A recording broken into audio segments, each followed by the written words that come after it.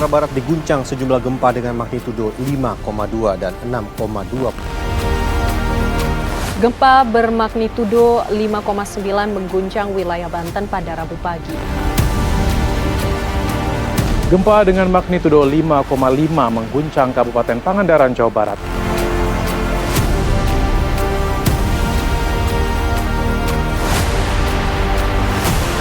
Kalau teman-teman di ruang konstruksi pasti juga bertanya, loh rumah saya bagaimana dah, gitu kan? Kalau terjadi gempa saat ini gimana? Bisa ambruk nggak? Yes, ada potensi. Nah makanya di sini kami hadir, kami bisa memberikan solusi.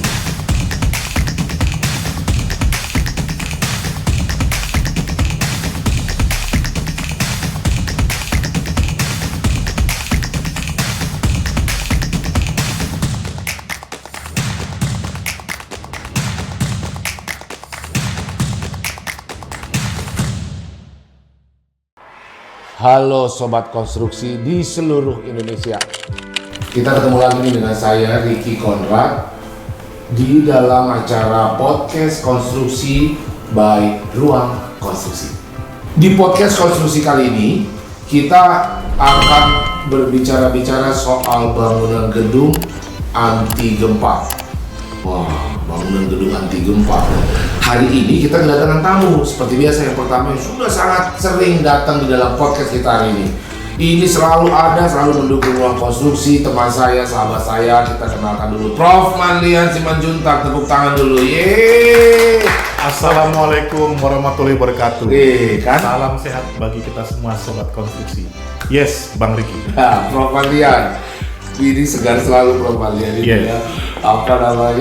Selalu berupaya berjuang membuat konstruksi lebih baik lagi di Indonesia. Amin. Amin.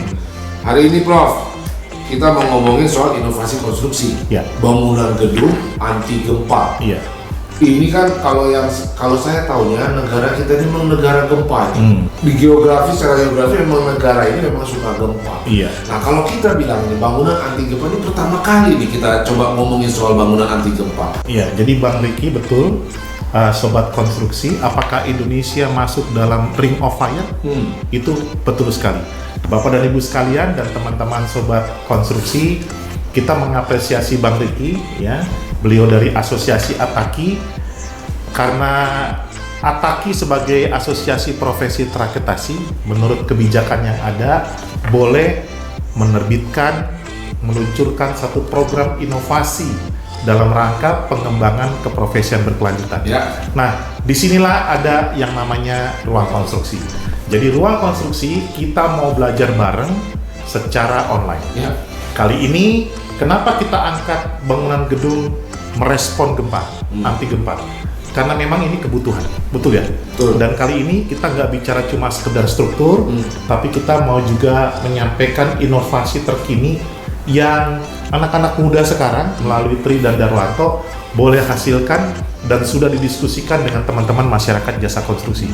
Nah, ke depan untuk ruang konstruksi kita nggak berhenti di sini, ya. Tetapi inovasi ini mau kita tawarkan kepada masyarakat, betul ya? Betul. Sekaligus kita mau memvalidasi, menguji bagaimana hasil kajian akademik ini dan juga mungkin punya lesson learned di lapangan, mereka di lapangan seperti apa.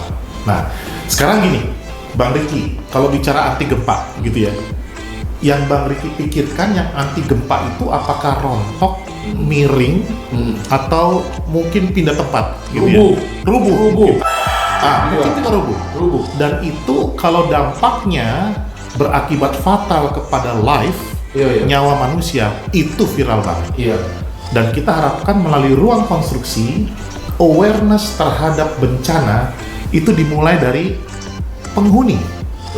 Jadi inovasi ini akan berguna kalau penghuni aware. Betul ya? Lalu perancang, mau arsitek, civil engineering, geotechnical engineering juga aware. Betul ya? Sama kita semua. Makanya disitulah peran asosiasi profesi untuk ngingetin nih Bang Ricky, supaya melalui ruang konstruksi salah satunya kita sama-sama bisa belajar, ya kan? Nah, sedikit mengenai Ataki. Ataki sebagai asosiasi profesi terakreditasi bidang sipil, betul ya Bang? Betul. Itu sibuk banget ya Bang? Iya dong. Iya dong. apa yang Abang lakukan sebagai pengurus Ataki ini? Sedikit-sedikit sebelum kita masuk. Jadi kita ini Ataki ini sudah diakreditasi. Jadi istilahnya APT itu Asosiasi Profesi Terakreditasi. Iya. Sejak kita diakreditasi oleh LPJK, oleh DPJKPU, maka kita sudah memiliki kewenangan untuk membuat namanya LSP. Dengan LSP itu kita lakukan sesuai dengan undang-undang yang berlaku bahwa seluruh tenaga kerja harus kita berikan sertifikat. Kita bisa menerbitkan sertifikat kepada seluruh masyarakat jasa konstruksi yang membutuhkan sertifikat. Nah, sertifikat ini kita sebut namanya sertifikat kerja konstruksi. Nah, saat ini kita sudah menerbitkan sekitar 80.000 kurang lebih di seluruh Indonesia sertifikat SKK. Dan kita sudah memiliki 30 cabang di seluruh Indonesia. Jadi hampir seluruh provinsi di Indonesia itu sudah ada Ataki. Nah, dalam kaitan dengan ruang konstruksi, tentu Ataki memiliki anggota, Prof. Iya. Kita memiliki anggota, kita juga nggak pengen dong anggota kita tuh, kita pengennya anggotanya ini maju, anggotanya ini tambah hebat lagi, naik level dari level mungkin jenjang 5 menjadi jenjang 6, dari 6 ke 7, terus semakin sejahtera, semakin baik kualitas hidupnya. Oleh karena itu kita memerlukan yang namanya pembinaan anggota. Salah satu inovasi Ataki dalam rangka membina anggotanya, kita bikin yang namanya ruang konstruksi. Bang, berarti Bapak Ibu dan teman-teman sekarang tahu tugas asosiasi profesi tidak lagi menerbitkan SKK. Oh iya, sertifikat kompetensi kerja. Betul ya? LSP, karena itu tugasnya LSP. LSP dapat dibentuk oleh Asosiasi Profesi Terakreditasi ataupun LPPK. Nah, karena sudah terakreditasi, Ataki berbasis peraturan Menteri PUPR nomor 12 tahun 2021 bisa membentuk pengembangan PKB secara online. Ini yang kita lakukan. Nah, sobat konstruksi melalui ruang konstruksi, apa yang dilakukan oleh Asosiasi Ataki, kita menghimbau melalui ruang konstruksi, ayo kita sama-sama mendidik bangsa ini melalui platform online. Betul kan? Nah, yang sebentar kita akan diskusikan bersama. Oke, baik, kita menyapa selamat datang di ruang konstruksi. 1, 2, 3. Selamat datang di ruang konstruksi. Nah, Prof. Yo. Ini ada 2 teman kita ya. Saya belum kenal ini, ya kan? Coba dikenalkan dulu, ini siapa ini? 2 lelaki keren-keren ini di sini kan, gitu. Tadi kita belum ajak ngomong, ini pasti jagoan-jagoan dari anti gempa tadi kan. Coba dikenalkan, Bro. Oke, jadi Bang Riki dari Asosiasi Ataki dan Bapak Ibu dan rekan-rekan sekalian hadir bersama kita. Halo. Ini cowok-cowok ganteng, rekan-rekan saya semua, rekan-rekan kita bersama, ada Darwanto dan Tri. Darwanto dan Tri mewakili dari PT Sismatek dan Fresinet. Nah, Bapak dan Ibu sekalian, tadi Bang Riki sudah menyampaikan kita hari ini mencoba mengupas secara ringkas, tapi clarity-nya sangat jelas bagi kita semua. Bagaimana itu mengenai bangunan gedung anti gempa. Nah, Sismatek itu memang benar-benar meminati bagaimana bangunan gedung itu merespon gempa. Dan menariknya, Sismatek sebagai perusahaan badan usaha yang ada di Indonesia benar-benar memiliki komitmen tinggi. Dan juga Sismatek benar-benar dibimbing oleh Fresinet yang nanti akan dijelaskan oleh Tri sebagai satu badan usaha, perusahaan, inovator dari negara Prancis terhadap teknologi anti gempa. Nanti kita akan kupas bareng-bareng. Nah, sekarang satu-satu dulu. Dan jelaskan dulu pengalaman Sismatek gitu ya. Bagaimana Sismatek boleh mengembangkan satu awareness, pengetahuan dalam rangka bangunan gedung anti gempa. Tentunya ruang konstruksi nanti akan mencermati, saya sendiri akan bertanya langsung terhadap inovasi yang dilakukan oleh teman-teman Sismatek dan Fresinet.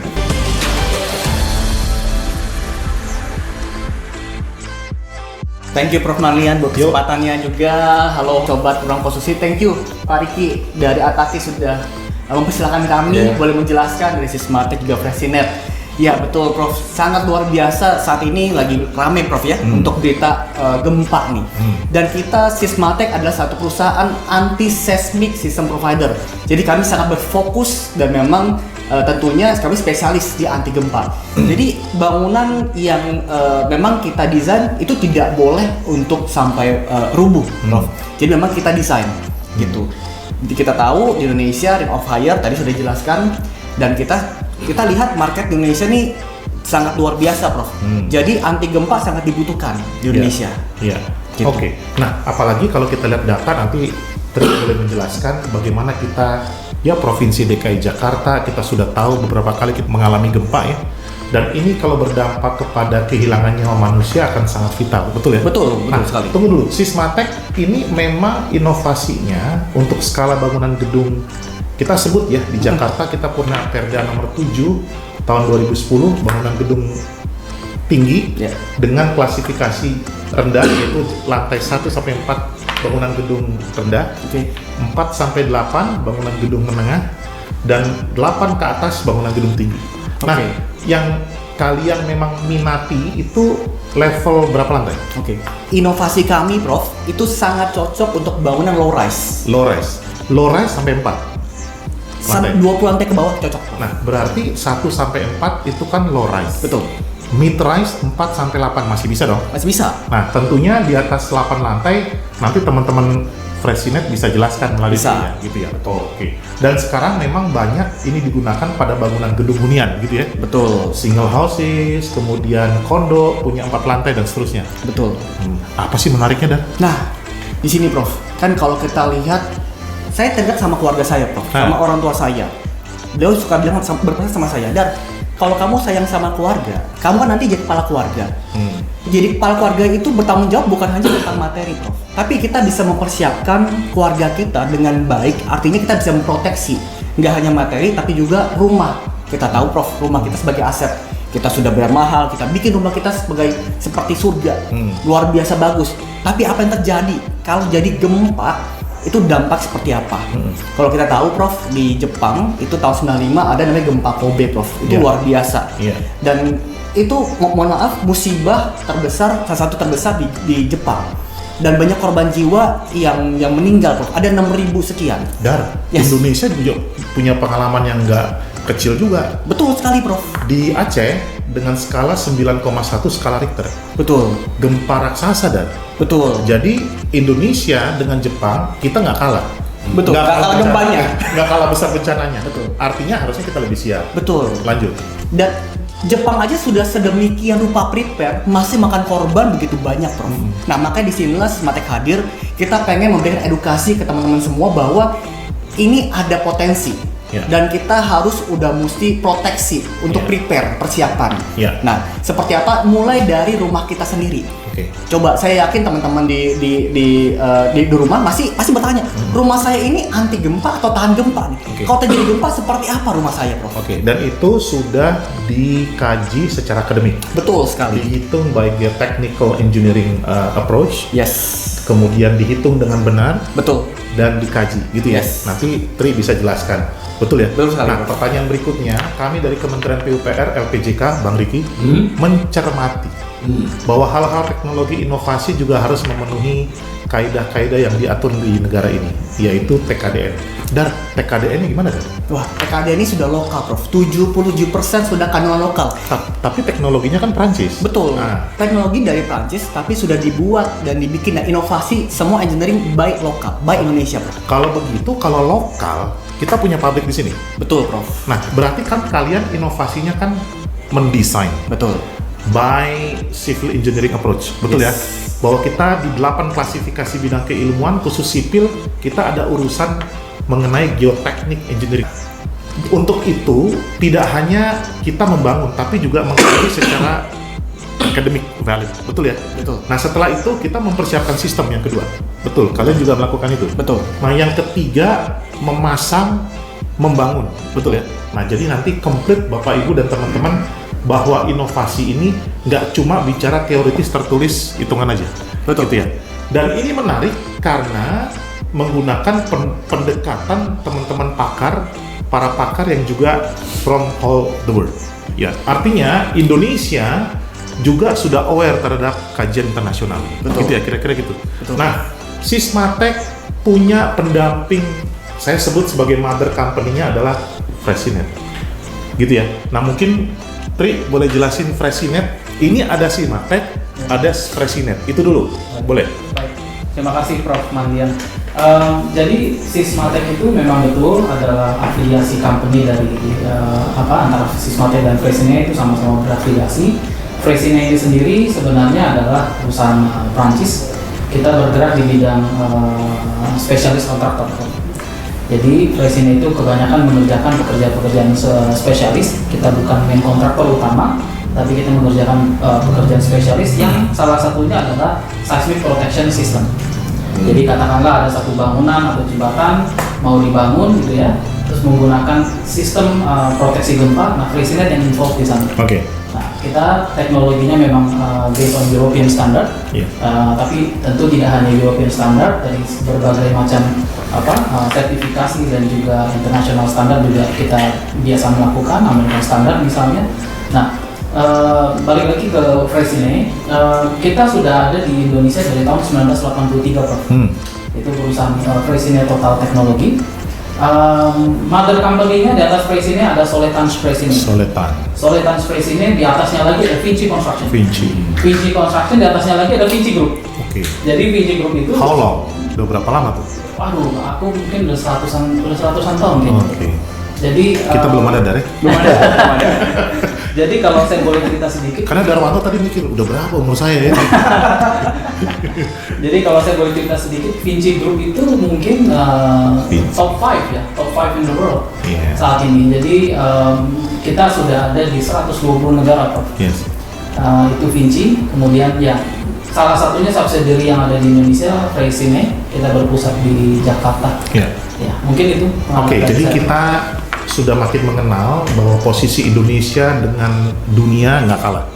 Bahkan dengan adanya Sysmatek, salah satu dari perusahaan yang memang mengembangkan keunikan di Indonesia hadir bersama Freyssinet di Indonesia, gitu ya. Nah, kita sekarang udah makin dekat dengan Sysmatek dan Freyssinet. Nah, sekarang kita masuk ke konten utama, ya. Jadi binatang apa sih yang namanya anti gempa kan, gitu kan? Sysmatek hadir untuk merespon bencana untuk kategori bangunan gedung 1-8 lantai. Saya catat tadi sampai 10 lantai, gitu ya. Nah, ada Freyssinet di sini bersama Sysmatek untuk memastikan kalau nanti ada yang risikonya lebih besar lagi. Bapak, Ibu, dan rekan-rekan sekalian, atas nama LPJK Kementerian PUPR, karya konstruksi, Bang Riki, itu karya konstruksi yang punya risiko cenderung besar. Itu ada dalam PP 05 tahun 2021 sebagai peraturan pelaksana Undang-Undang Nomor 2 tahun 2017 tentang jasa konstruksi. Jadi kita ini memang potensinya besar dalam arti dampak dari risiko. Nah, memang agak unik antara risiko dengan bencana. Ya, ini untuk skala besar dalam konteks bencana. Nah, sekarang kita masuk ke dalam yang namanya konten nih. Nanti Tri boleh jelaskan anti gempanya di mana sih, gitu ya. Kita masuk ke dalam pendekatan yang saya mulai lah ya, Bang Riki, dengan namanya building system. Beberapa referensi kita masuk studi hari ini adalah bicara building system. Nah, sistem bangunan gedung itu adalah sistem yang terkompleks dari seluruh karya konstruksi. Karya konstruksi kan ada bangunan gedung, jalan, jembatan, sumber daya air. Bangunan gedung itu sistemnya paling kompleks. Di situ ada sistem arsitektur, sistem struktur, mechanical, electrical, utilities, transportasi vertikal dan horizontal, sanitasi, lighting, macam-macam, termasuk air condition, fire safety, security system, begitu banyak, gitu ya. Nah, kita masuk kali ini dalam satu bagian building system, mengerucut sudah dari berbagai referensi, yaitu structural system. Sistem struktur. Nah, ya. Jadi tadi building system, sekarang masuk ke sistem struktur. Nah, kita masuk ke dalam sistem struktur. Sistem struktur pada bangunan gedung. Tunggu dulu. Beda kan antara sistem struktur dengan elemen struktur? Beda kan dengan bahan struktur? Gitu ya. Bang, tahu kan? Beton itu bahan struktur atau elemen struktur? Beton adalah bahan struktur. Elemen struktur berbeda dengan bahan struktur. Kalau elemen struktur adalah bagian dari sistem struktur. Contohnya kolom, balok, bracing, diaphragm wall, shear wall, core wall sebagai pembentuk sistem struktur. Nah, now we are coming at sistem struktur. bahan struktur, elemen struktur, dan sistem struktur. Ini coba kita gali nanti dari pandangan analisis Fresine dan juga Sysmatek. Oke? Nah, kita masuk dulu ke yang namanya sistem struktur. Bangunan gedung punya dua kategori sistem struktur, substructure dan upper structure. Nah, saya masuk ke Fresine dan Sysmatek. Silakan Tri atau Darwanto. Posisi inovasi kita ada di substructure atau ada di upper structure? Itu dulu, pelan-pelan ya, supaya Bapak, Ibu, dan rekan-rekan mengerti dengan jelas, sederhana. Silakan Tri. Iya, jadi solusi atau inovasi yang kita sampaikan saat ini sebenarnya somewhere in between superstructure dan juga Upper structure. Jadi ada di antara tengah-tengahnya. Oke. Karena memang itu kunciannya penggunaan teknologi seismic isolation ini. Seismic isolation secara harfiah diartikan sebagai isolasi, itu kan pemisahan. Seismic itu gempa. Jadi kita memisahkan karakteristik gempa antara substructure dengan superstructure. Kalau tidak ada pemisahan ini, getaran dari substructure langsung teramplifikasi ke superstructure. Dan ini mengakibatkan ada kerusakan, terus ada ya keruntuhan yang terjadi, damage, dan juga in worst case fatality yang kita ingin hindarkan. Lalu seismic isolation ini datang dengan dalam tanda kutip sedikit melakukan pemisahan antara substructure, kita selipkan di tengah-tengahnya ada seismic isolation dan di atasnya superstructure. Oke, jadi kalau begitu, nah tunggu dulu. Dalam rangka memisahkan, bahasa teknisnya adalah sebenarnya mengalihkan gaya. Betul kan? Jadi ada gaya yang vertikal, gaya horizontal. Jadi mungkin memang dipisahkan, dialihkan gaya yang dampak gaya vertikal dan gaya horizontal. Oke, saya masuk tadi bahwa seismic isolation itu ditempatkan di antara upper structure dan substructure. Oke, kajian saya sederhana, ini benar atau tidak kalian juga cermati. Berarti yang namanya seismic isolation pertama bisa menjadi bagian dari substructure, tetapi pada posisi kedua bisa saja dia menjadi bagian dari upper structure system. Itu betul nggak? Betul. Kalau saya pribadi, memang terminologi ini tidak disebutkan secara jelas di peraturan, karena memang terpisah antara superstructure, substructure, dan isolation. Memang terpisah. Tapi kalau memang mau dianggap sebagai satu kesatuan, saya cenderung melihat secara teknis ini satu kesatuan dengan substructure. Kenapa? Karena memang dari katakanlah perhitungan gempanya pun amplifikasi atau nilai kegempaannya lebih mirip ke substructure. Artinya apa? Artinya pas kejadian gempa, maka loading gempa yang diberikan antara substructure dengan isolator atau isolation ini memang levelnya harus sama. Oke, saya akan masuk kepada standar. Ya tadi filosofi, sistem, filosofi, saya masuk kepada standar. Sebentar kita akan gali SNI sebagai standar nasional kita dan international standard. Nanti boleh dijelaskan. Tapi itu dulu. Saya setuju tadi. Ketika seismic isolation merupakan bagian dari substructure, maka dampak gaya itu akan tereduksi dalam sistem substructure itu. Ya kan? Bahkan dieliminir. Diusahakan nol impact-nya. Tapi nggak bisa kita prediksi. Kalau bencana kan nggak bisa. Nah, artinya kalau merupakan bagian dari substructure, maka harapannya upper structure itu tidak terkena dampak, gitu loh. Betul kan? Nanti bisa jelaskan tekniknya. Jadi kalau di bawah dia akan elastis, maka di atas akan stabil. Bukan kaku, enggak.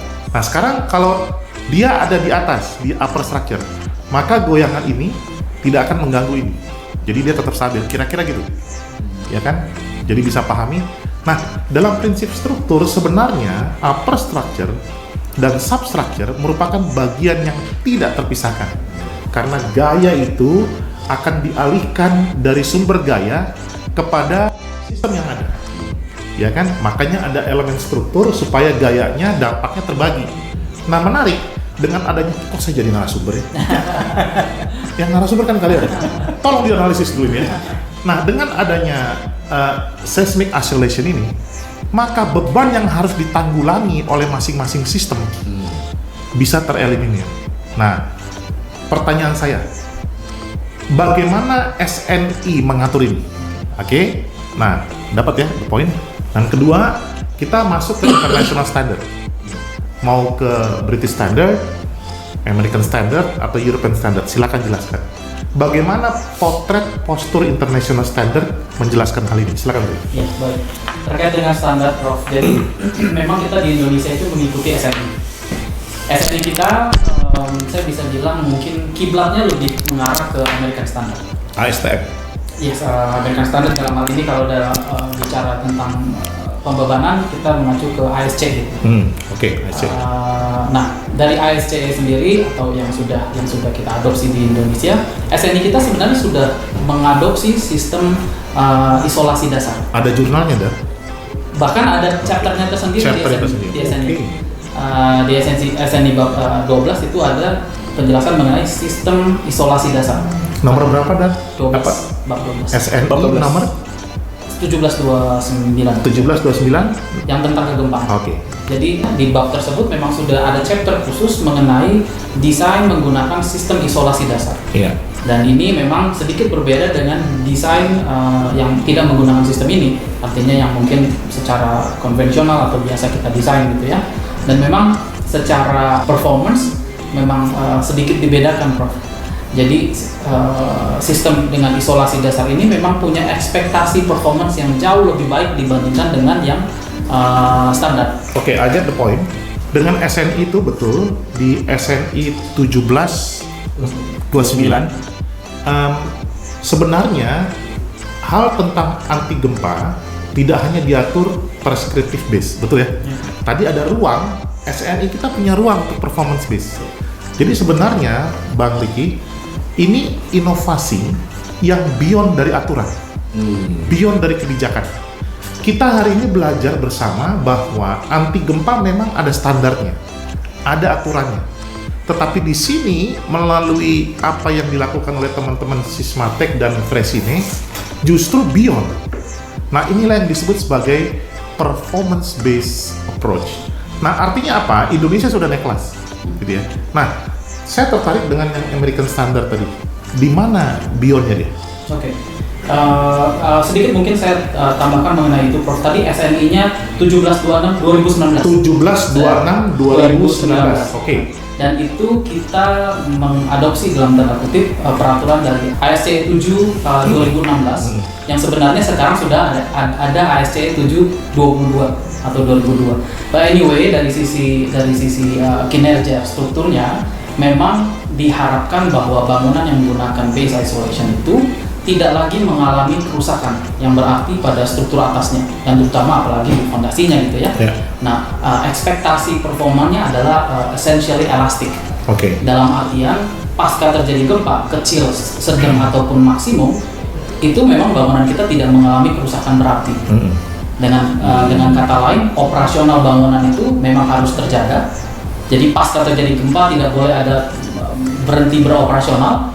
Karena biasanya kalau misalnya kita menggunakan peraturan kita pada umumnya, mungkin tadi yang Prof sempat sampaikan mengenai beyond the standard, kalau kita mengikuti standar SNI kita pada umumnya yang bukan base isolation, maka pasca terjadi gempa besar, pasti bangunan kita akan mengalami kerusakan yang berarti, yang sangat signifikan, tetapi tidak boleh runtuh.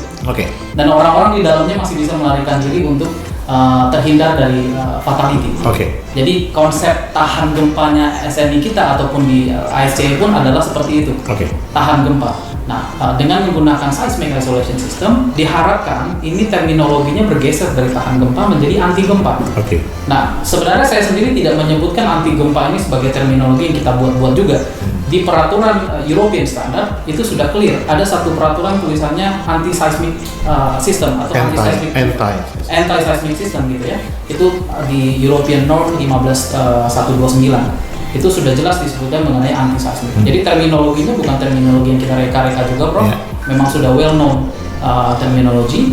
Dan perbedaannya memang seperti itu, Prof. Jadi ekspektasi kinerja bangunannya memang more or less akan sangat berbeda. Sebentar Tri akan menjelaskan more little bit deeper terhadap implementasi sistem ini dalam sistem struktur.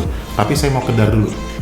Tadi saya bicara, kita sama-sama diskusi dan sudah mengerti apa itu prescriptive based approach, sesuai plek-plek dengan standar, dengan kebijakan.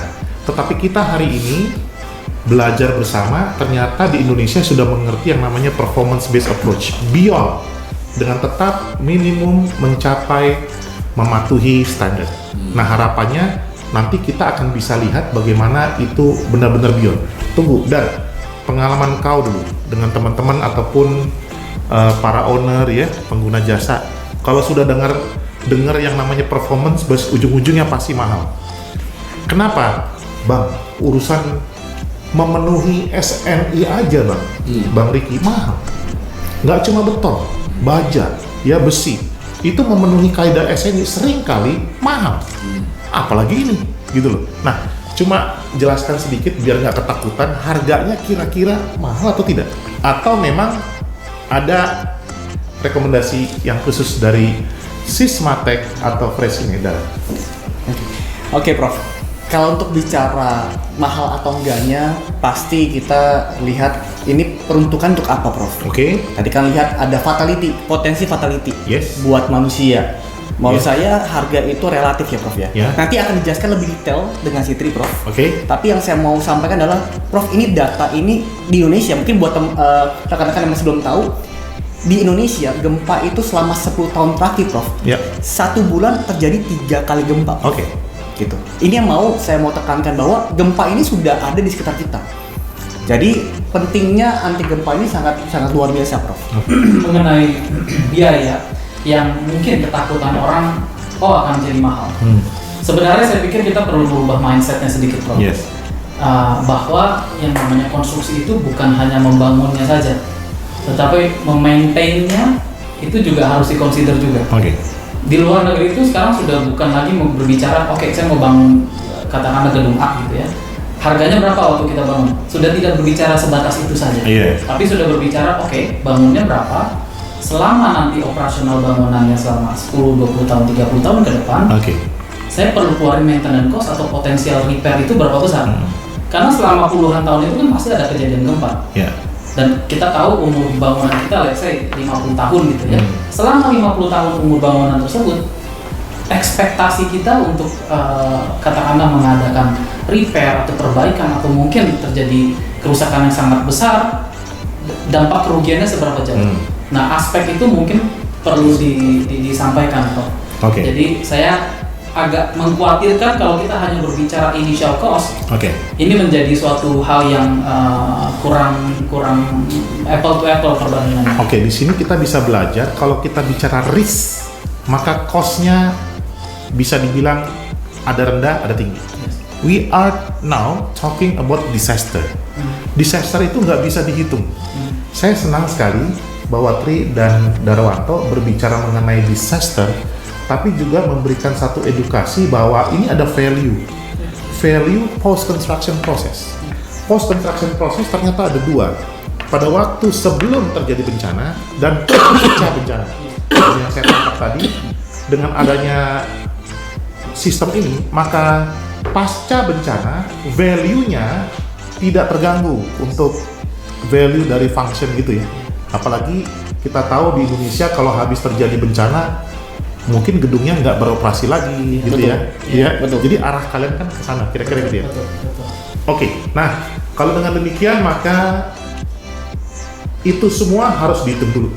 Betul. Ya, dihitung dengan cermat sehingga investasi ini akan bernilai value yang jauh ke depan, betul ya? Yes. Ya kan?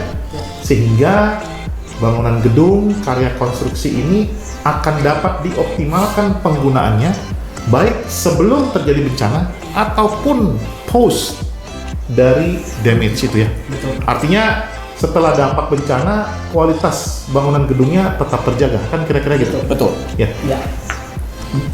Tri boleh jelaskan lagi lebih dalam lagi Baik, Prof. terhadap penempatan, implementasi, pemasangan sistem ini dalam struktur bangunan gedung supaya Bapak dan Ibu sekalian tahu bahwa ini sistem ini kayak gimana sih konkretnya.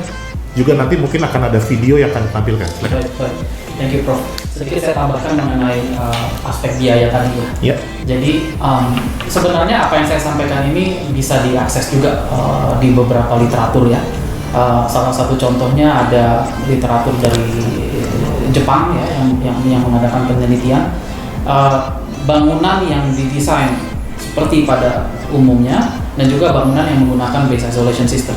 Itu memang kalau dari penelitian mereka dan bahkan dari perhitungan-perhitungan kita untuk beberapa proyek memang ketemunya di angka yang relatif cukup mirip. Jadi ada investasi dalam tanda kutip sebesar sekitar 5% dari initial cost. Dari initial cost. Ya, untuk base isolation systemnya. Nah, cuma yang diteliti di sini adalah sekali lagi yang tadi saya sampaikan, bukan initial cost-nya saja. Ya. Karena kalau kita berbicara initial cost ya susah, ya kan, kita susah maju. Yang satu lebih mahal 5%, yang satu lebih murah 5%, akan susah. Nah, tapi spektrum pembahasannya akan lebih diperluas. Dalam hal ini tidak hanya initial cost, tapi juga potensial repair-nya. Yes. Yeah. Bangunan konvensional by design memang harus mengalami kerusakan yang besar. Yeah. Dan ini perbaikan yang berat. Dan ini pasca terjadi gempa harus di repair. Pasca. Biaya repairnya berapa itu bisa dihitung. Yeah. Kemudian tidak hanya repair, waktu bangunannya ini dilakukan perbaikan, kita kan nggak bisa menghuni bangunan tersebut. Let's say saya punya rumah sakit 4 lantai, terjadi gempa besar, terjadi kerusakan seperti didesain, as per what we want, as per what we expected. Ada kerusakan di balok, ada kerusakan beberapa di titik kolom misalnya. Itu waktu kita perbaikan struktur itu, kan rumah sakit nggak bisa dipakai. Jadi ada downtime. Exactly. Stop Dan itu kalau kita operasional rencanakan yang terjadi. Dan itu value-nya besar sekali. Exactly. Dan itu berapa kalau bulan kita repair itu dan kita akan Waduh, kehilangan. opportunity-nya enggak? berapa bulan kita repair itu dan kita akan kehilangan cost yang sangat besar. Ya, sorry, sekarang saya ada di posisi pengguna jasa, gitu ya. Bapak dan Ibu dan teman-teman juga mesti tahu, selain cost dari project cost, tadi disampaikan, maka sistem ini around 5% dari initial cost. Tapi juga kita perlu tahu, ada juga sistem yang namanya fire safety, itu around 2 sampai ke 3%. Jadi, untuk memperlengkapi bangunan gedung mampu terhadap fire safety, itu 3%, untuk urusan gempa 5%, 7-8%. Saya pikir masih ideal ya, artinya kita pemilik bangunan gedung menginvestasikan less than 10% dari project cost untuk sesuatu yang risk and disaster approach, dan itu bisa panjang ke depan. Kenapa saya menyampaikan begini? Supaya awareness ini hitungannya jelas dulu di depannya, gitu ya, maksudnya. Nah, ada apa lagi? Mungkin tadi bicara safety, mungkin security system, kita gabunglah dengan sistem struktur ini mungkin masih berada di bawah 10%. Nah, saya pikir ini masih ideal ya, bahwa kita menginvestasikan nggak terlalu besar. Di beberapa literatur. Jadi dari penelitian tadi saya sampaikan, di beberapa literatur khusus dari contoh misalnya dari FEMA juga mengeluarkan satu grafik konvensional yang cukup menarik, bahwa pada desain menggunakan konvensional design pasca terjadi gempa besar, maka ada potensial dia harus mengeluarkan dana 50% lebih untuk perbaikan pasca terjadi. Let's say bangunannya 10M, maka pasca terjadi gempa akibat dia harus repair akibat downtime-nya, dia value of money-nya itu sekitar 50% atau lebih dari 10M tersebut. Let's say 5 sampai 6M.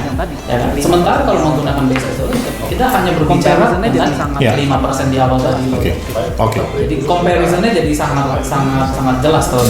Oke, Prof. Ya. Dari tadi kita ngobrol dengerin seru sekali nih soal gempa ini ya, soal anti gempa ini, teknologi inovasi ini. Mereka ini posisinya ya secara peraturan LPJK, secara kementerian, apa mereka? Apakah mereka ini konsultan atau mereka ini kontraktor? Nah, ini pertanyaan bagus karena Ataki kan membina tenaga kerja konstruksi. Ya.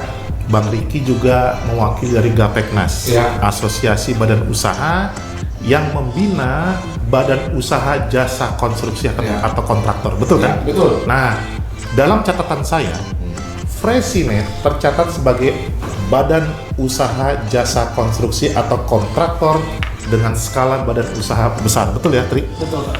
Sudah punya SBU dong, Tri? Sudah. Pastinya sudah. Ada SBU di mana nih? Nah, ini SBU-nya di mana? Jelasin dulu. Langsung dengan tuan rumah, Pak. Oh, iya. Tunggu. SKK-nya Sama juga. Iya. Oh, jadi beliau-beliaunya anggota Gapeknas dan anggota Ataki juga. Iya. Jadi keluarga kita. Keluarga kita ya. Jadi Jaga diskusi kita ini hebatlah teknologinya, hebatlah pengetahuannya. Tapi kalau SKK SBU-nya nggak ada, wah batal demi hukum. Betul. Nah, jadi paling tidak hari ini kita tahu juga Fresinet punya SBU dan SKK. Oke. Dan SKK-nya tepat untuk geotechnical engineering. Untuk klasifikasi tertentu, jembatan dan jembatan. juga pekerjaan terlalu tinggi. Oke, jadi urusan SKK, urusan SBU beres. Dan kita harapkan Ataki yang kemudian yang saat ini sudah memiliki LSP Ataki, itu juga punya komitmen memastikan SKK kita memang benar-benar oke. Dan SBU kita juga benar-benar oke. Pasti. Betul, tapi sudah kenal kan dengan mereka? Anggotanya Ini baru kenal. Iya. Berarti nanti kita kenalin lah semua Indonesia ya. Iya. Bahwa kita punya bangunan anti gempa. Teknologi baru. Iya. Mungkin bisa diterapkan ke teman-teman semua nih, Iya. anggota-anggota Gapeknas ya. Kita jadi partner. Betul. Semua member dari Ataki. Iya. Berarti ruang konstruksi juga mengupas tuntas Ya. mengenai peran asosiasi Iya. dalam rangka melakukan pemberdayaan kepada anggota. Ya. Oke, kita masuk ke segmen berikutnya sebagai segmen terakhir. Baik, jadi berikutnya untuk Darwanto dan Tri, boleh siapa aja menjawab. Tantangan ke depan nih, nanti Tri boleh mempersiapkan detail dari elemen yang memang akan dipasang menyatu dengan sistem struktur yang ada, ya. Tapi Darwanto mungkin juga bisa mengangkat satu peran bagaimana sih Fresine ini relasinya dengan penyedia jasa yang lain. Nah, biasanya kan Bang Riki ada main kontraktor, ya kan? Ada subkontraktor atau yang disebut sebagai specialized contractor. Memang dia untuk spesifikasi khusus. Kontraktor spesialis. Ya. Nah, bahasanya. Punya pengalaman nggak sih sebagai main kontraktor ataupun sebagai kontraktor spesialis? Nah, bisa nanti Darwanto jelaskan.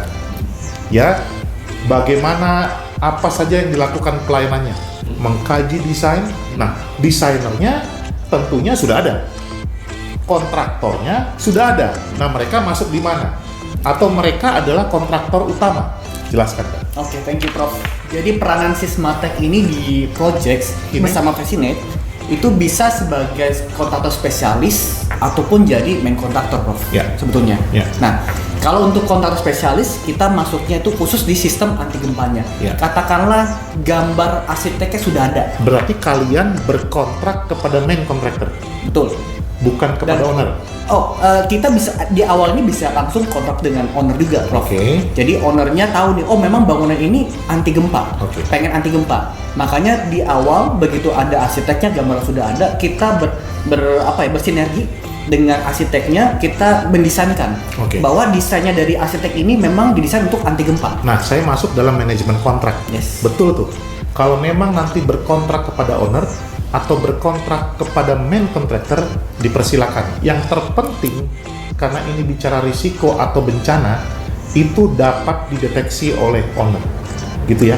Tetapi kalau kalian berafiliasi atau berkontrak dengan main contractor, itu juga bagus. Tetap risiko tanggungan ada di kalian. Betul. Karena Fresine dan Sismatek menjadi specialized contractor. Sudah punya pengalaman begitu. Betul, Prof. Dan ada masalah nggak sih biasanya dalam relasi itu? Pastinya namanya project, Prof. Pasti Iya. ada masalah. Tapi di sini karena kita profesional, Prof, dan kita memang spesialis anti gempa, ya sampai saat jauh ini masalah-masalah yang ada cukup teratasi, Prof. Dan ownernya biasanya ada perorangan, betul ya? Betul. Apalagi tadi apa? Premium Premium house. house. Betul. Jadi ownernya perorangan. Tapi ada juga ya ownernya tidak perorangan. Ada juga, Prof. Bentuknya Instansi. konsorsium, instansi, atau mungkin badan usaha. Yes. Punya pengalaman juga begitu? Ada juga, Prof. Oke. Dan fungsinya nggak cuma house, Betul. ya kan? Betul. Bisa fungsinya apa aja yang dikerjakan? Oke. Jadi intinya adalah kita melindungi proteksi bangunan-bangunan yang cukup penting, Prof. Misalkan rumah sakit, Prof. Yang sudah kalian kerjakan? Betul. Oke. Rumah sakit. Kemudian ada kantor juga, Prof. Oke. Kemudian ada premium house. Oke. Kemudian ada data center juga, Prof. Oh, Gitu. apalagi data center ya? Betul, Oke. betul. Jadi bangunan yang sangat kritikal. Ya. Dan Bang Riki, sekarang kan karena digitalisasi banyak bangunan gedung, perkantoran, pemerintahan punya data center. Ya. Supaya dengan teknologi yang ada ini, isi dan sistem otomasi sistem itu tetap terjaga, Bang. Ya, akibat ini pokoknya kalau ada gempa, dia tidak ada kerusakan. Ya. Betul. Itu Betul. harus clear tuh. Iya. Akibat teknologi ini, bangunan yang sudah menerapkan teknologi ini dia tidak ada kerusakan akibat gempa. Dia sebenarnya nggak kena gempa. Nah, pertanyaan bagus nih, pertanyaan bagus. Itu nggak. Tri, Nggak ada yang pecah kan? nggak ada impact. Nggak ada. Jadi mungkin Jadi jelaskan Tri, coba. saya tambahkan sedikit ya. Mungkin dengan video nanti kalau Boleh. ini.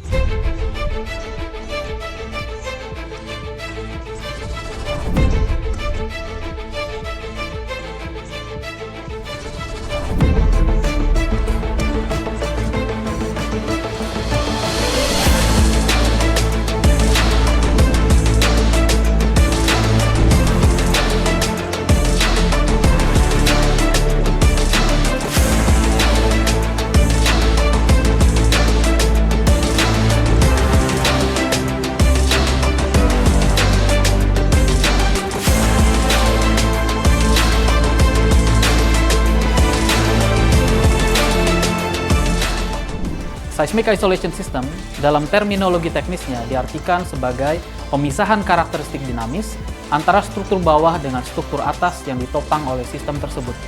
Dalam konteks bangunan gedung, seismic isolation system biasanya ditempatkan di dasar bangunan, sehingga seringkali hal ini disebut sebagai base isolation system. Penerapan base isolation system akan membuat gerakan tanah yang berasal dari percepatan gempa tidak serta-merta diteruskan secara langsung ke struktur atas, namun akan direduksi dan diredam oleh sistem tersebut. Hal ini membuat bangunan, konten bangunan, serta penghuni akan terlindungi secara menyeluruh dari dampak gempa yang merusak.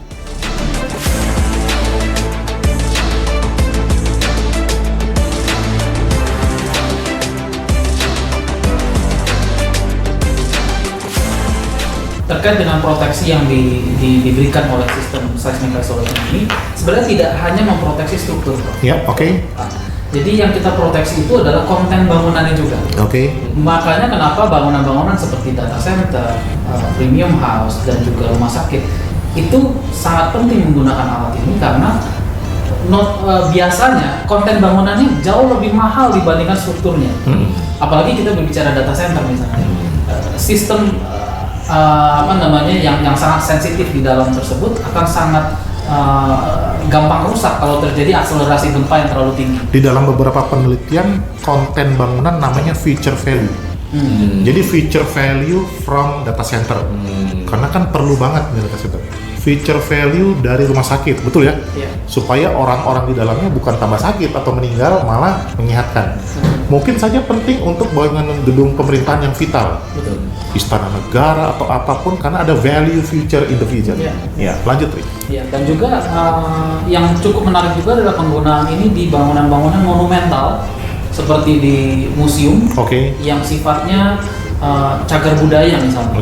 Bangunan cagar budaya yang sudah existing itu bisa kita jadikan seismically isolated building. Ada teknologinya tertentu ya di mana kita menyelipkan base isolation system ke existing building. Mungkin kita perlu satu sesi khusus untuk hal ini, tapi intinya bangunan-bangunan tipikal seperti itu sangat cocok penggunaannya menggunakan base isolation system. Ya karena memang dengan adanya Undang-Undang Nomor 2 tahun 2017 konsep penyelenggaraan konstruksi kita Bang berkelanjutan. Jadi bangunan gedung yang sudah punya umur cukup panjang diharapkan tetap berkelanjutan. Salah satunya dengan seismic isolation ini. Namun untuk bangunan gedung cagar budaya itu fungsinya sudah mulai diturunkan, bahkan dialihkan fungsi. Supaya apa? Supaya dampak dari risiko bencana itu dan bencana itu tidak terdampak penuh kepada penghuni. Ya kira-kira. Tapi itu kan simbol kan, yang tetap harus dipertahankan kan. Dilestarikan. Saya pikir untuk urusan pelestarian bagus juga ya. Ya di ujungnya ada pembongkaran, ya kan kita harapkan nggak ke sana. Oke, detailnya, Tri. Iya, jadi detail dari sistem kita ini. Detail dari sistem kita, ketika kita bicara base isolation, umumnya memang ditempatkan di bagian base atau di bawah gitu ya.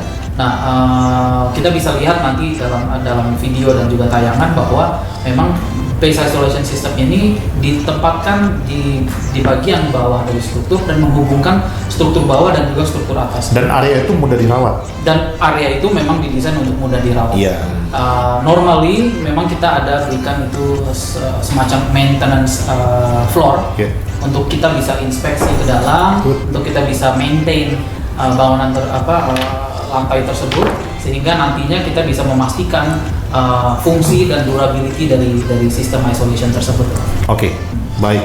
Dan Bang Riki sudah tahu kan bahwa tadi menarik, area sistem ini ditempatkan diharapkan dapat mudah di-maintain, bisa diakses, mudah dilihat. Tetapi pengalaman nih Tri, jangankan seismic isolation Tri, di pinggir jalan, lampu jalan aja dicuri orang gitu ya. Nah, ini bagaimana ini? Kan mudah terlihat. Nah, bagaimana untuk orang iseng sederhana terhadap sistem ini yang mudah? Vandalisme ya? Nah, kira-kira nggak, ini we are talking about the culture juga ya? Iya. Kalau saya pribadi sih Prof melihat ini dari sisi bangunan gedung, rasanya ketika alat-alat gempa itu berada di dalam propertinya kita, Ya. rasanya proteksinya masih cukup aman. Ya. Saya berbicara ini kalau saya bandingkan misalnya Di dengan side jembatan. kita, di side kita ya. Iya, misalnya kita bandingkan dengan jembatan malah lebih terekspos. Ya. Orang bisa melakukan apa aja kalau dia bisa manjat ke atasnya situ gitu kan. Iya. Tapi kalau di bangunan, rasanya untuk orang-orang luar masuk ke dalam properti kita, Iya. rasanya juga agak sulit kalau menurut saya. Oke. Nah, yang perlu kita pakai sebenarnya bukan vandalisme, Prof, tapi lebih ke arah misalkan ada tikus misalkan. Oke, Jadi pest oh. control ini harus dijaga karena ini ada hubungan sama karet, Prof. Oke, ada juga mungkin air. Betul, ya kan? ada airnya juga. Karena Itu mungkin ada kita rembesan maintain. air. Nah, Betul. Ya. Jadi kalau vandalisme bisa dibilang sangat minim. Oke. Iya, iya. Dan rubber itu akan dilakukan maintain juga dalam waktu tertentu. Yes. Berarti kemungkinan logikanya mengangkat rubber itu perlu didongkrak gitu kan? Iya. Perlu diangkat lifting system sehingga diganti sistemnya gitu. Betul. Dan kalian melakukan itu. Iya. Yes. Jadi saya tambahkan sedikit Prof untuk itu. Semua sistem seismic isolation system memang didesain kalau mengikuti peraturan di European Standard, didesain untuk maintenance free. Bahasanya maintenance free adalah artinya sepanjang umur bangunan, let's say bangunan kita 50 tahun, kalau memang tidak terjadi gempa yang di luar ekspektasi desain kita, maka sebenarnya tidak perlu ada pergantian. Yang perlu kita lakukan hanya inspeksi berkala saja. Mungkin setiap 2 tahun sekali kita cek kondisinya secara visual gitu ya, ada debu-debu atau tidak, terutama di sistem yang bukan rubber bearing tapi misalnya sistem menggunakan pendulum, itu mesti dicek hal-hal tersebut. Nah, setiap kejadian gempa pun juga umumnya ada inspeksi berkala yang dilakukan. Nah, tapi itu semua very light inspection yang sifatnya tidak akan dalam tanda kutip menimbulkan effort yang terlalu besar bagi kita penghuni bangunan tersebut. Nah, harapannya ketika itu semua terinspeksi dengan baik, tentu program itu dijalankan dengan baik, kita bisa maintain durability dari service life dari alat tersebut. Gitu. Jadi memang secara peraturan saya bisa mungkin sedikit kutip juga dari anti-seismic device dari European Standard bahwa semua alat-alat gempa ini memang didesain untuk maintenance free. Nah, kaitannya dengan provision desain yang kita berikan, umumnya sebagai design engineer, baiknya memang ada provision untuk seandainya misalnya, kan kita nggak tahu nih sekarang peta gempa kita aja mungkin dalam setiap berapa tahun sekali keluar yang baru. Ada aja tuh misalnya daerah yang mengalami peningkatan potensi gempa kan. Nah kan kita nggak bisa menebak nih dalam 10 tahun ke depan ada seperti itu atau enggak. Katakanlah bangunan saya desain sekarang oke, mungkin aja 10 tahun ke depan keluar ada patahan gempa baru dan akhirnya potensi gempanya lebih besar.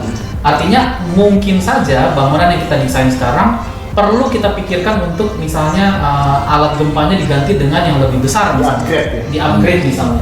Nah itu memang sebagai seorang design engineer yang baik memang harus didesain possibility untuk menggantinya itu.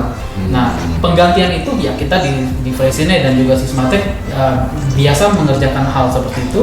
Kita bisa lakukan dengan sistem jacking dan juga kita bisa dengan mudah kita memprovide suatu sistem yang sifatnya cukup mudah untuk di-replace. Jadi replacementnya bisa cukup mudah, Prof. Jadi kita tinggal jacking, kita untighten bautnya, kita keluarkan bearingnya, jackingnya masih ada di sana, kita masukin bearing yang baru, tighten lagi bautnya, jackingnya kita jack down. Sesimpel itu sebenarnya. That rubber juga dibuat di Indonesia. Ya. Oke. Kaitannya dengan teman-teman di Prancis gitu?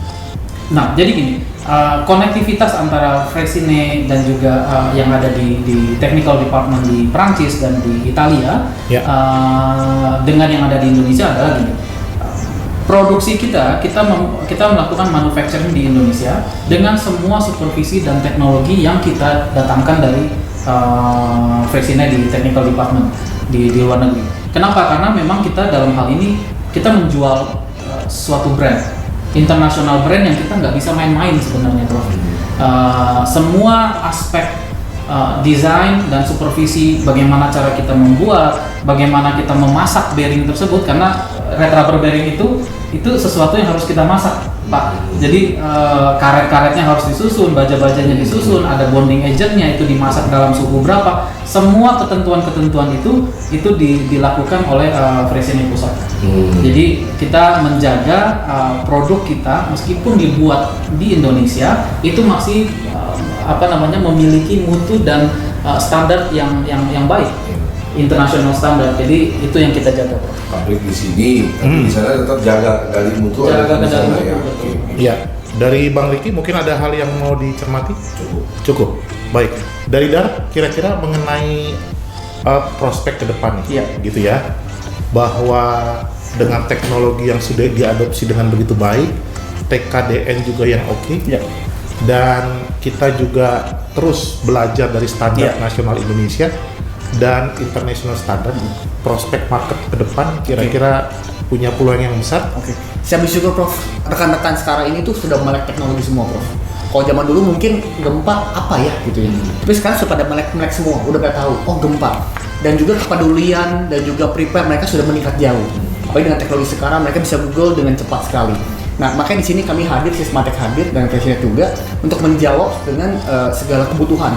Kita tahu solusi gempa di Indonesia masih belum ada saat ini. Tapi dengan kami hadir, kami bisa menjawab itu. Kalau rekan-rekan di luar konstruksi pasti juga bertanya, loh rumah saya bagaimana Dan? Gitu kan? Kalau terjadi gempa saat ini gimana? Bisa ambruk nggak? Yes, ada potensi. Nah, makanya di sini kami hadir, kami bisa memberikan solusi. Dan ini ke depan is the future. Kita tahu potensi luar biasa di Indonesia tentang kegempaan ini, dan kami hadir bisa membantu teman-teman semua supaya potensi disaster, musibah gempa itu bisa teratasi. Gitu, Prof. Oke, baik. Bapak dan Ibu dan rekan-rekan sekalian, ruang konstruksi tidak berhenti di sini. Kita sudah berkenalan dengan apa yang dilakukan oleh Asosiasi Ataki yang menghasilkan ruang konstruksi. Tadi kita sudah mendengar Sysmatic dan Fresine. Ya, jadi ke depan kita tetap akan ulas ini. Bahkan kami dari LPJK juga akan hadir kepada Bapak dan Ibu sekalian untuk mengkaji, memvalidasi, mengoptimalkan dari inovasi yang teman-teman dari Fresine dan Sysmatic hasilkan kali ini. Mungkin sebagai penutup, saya juga pasti akan menyampaikan penutup dari Ataki dulu atau dari Fresine atau Sysmatic. Silakan Sysmatic dulu. Mungkin mau menyampaikan closing statement, few words sebelum kita closing. Buat rekan-rekan ruang konstruksi, mungkin saat ini banyak kekhawatiran yang terjadi terhadap gempa. Dan Sysmatic hadir di sini, kami berkomitmen, kami menjadi solusi dan jawaban buat masyarakat Indonesia. Jangan khawatir, jangan takut. Gempa memang akan ada, tapi kita tidak tahu kapan. Tapi di sini kami hadir untuk bisa membantu, bisa menjawab solusi untuk masyarakat sekitar. Dan saya yakin teknologi di Jepang luar biasa dan Indonesia tidak kalah. Teknologi di Indonesia juga tidak kalah saing dengan teknologi di Jepang. Jadi kita sudah sama nih, Pak. Luar biasa. Jadi ini salah satu prestasi yang patut kita banggakan. Indonesia ini luar biasa loh, sebetulnya. Dan ini satu kebanggaan juga. Gitu. Ini lokal. Gitu. Oke, dari Tri. Baik, kalau dari saya ini berkaca dari pengalaman pribadi juga. Banyak orang bilang ke saya, Pak, harusnya Indonesia itu menjadi center of expertise terkait dengan teknologi anti gempa ini. Saya mengamini hal tersebut. Harusnya kita memang menjadi center of expertise. Bahkan kalau saya boleh tambahkan, dari berbagai pengalaman-pengalaman proyek yang ada, diskusi kita dengan para expert kita di Indonesia, saya meyakini kita sudah menjadi salah satu center of expertise. Karena kami di Fresine pun menjadi kiblat yang dilihat, Fresine Indonesia menjadi kiblat yang dilihat oleh Fresine luar negeri lainnya terkait dengan teknologi anti gempa. Jadi saya pikir kita bisa perluas hal ini dengan tentu ruang konstruksi ini, bahwa memang kita harus ubah mindsetnya kita, tidak hanya menjadi orang yang ngikut saja atau ngikut saja, tapi kita harus menjadi orang yang leading di depan, karena memang kita diberi dalam tanda kutip benefit geografikal kita yang sangat rawan gempa itu, sudah layak dan sepantasnya kita berada di depan. Mungkin itu. Bang Ricky dari Ataki. Iya, jadi luar biasa dari ini kedatangan tamu ya. Saya Ataki, saya juga di sini sebagai ruang konstruksi, sangat bangga ini. Ya kan, ada teman-teman dari Sismatek, kita bisa ngomongin soal inovasi konstruksi bangunan anti gempa ini sesuatu hal yang buat saya benar. Tadi teman-teman dari Sismatek bilang ini lokal, kita ini Indonesia, ya kan, kita ini harus menjadi sentral dari apa namanya teknologi konstruksi gitu ya gempa. Kita ini harus jadi pusat malah pemikiran baru soal gempa. Jadi ya terima kasih kedatangannya, memberikan suatu wawasan baru buat kita. Jadi terus besok kita bikin lagi acara seperti ini. Podcast konstruksi Bob. Ini yang kayak begini. Memang betul-betul bahwa konstruksi Indonesia harus semakin maju lagi. Jadi terima kasih kedatangannya juga buat teman-teman semua Ataki. Terus tunggu acara podcast konstruksi ini. Ya, kita akan bicara banyak sekali tentang kemajuan di konstruksi Indonesia. Itu dari saya, Prof. Kali ini saya yang tutup. Silakan. Saya Manlian Simanjuntak, pengurus LPJK periode 2021-2024 Kementerian PUPR, bersama Bang Ricky Konrad dari Ataki, bersama Tri dari Fresine, dan Darwanto dari Sismatek. Saya closing bangunan gedung anti gempa. Asosiasi Ataki juga peduli gempa. Sismatek dan Fresine juga merespon bencana. Bersama LPJK dan Ruang Konstruksi, kita pastikan karya konstruksi merespon bencana gempa pasti bisa. Sampai bertemu bersama Ruang Konstruksi.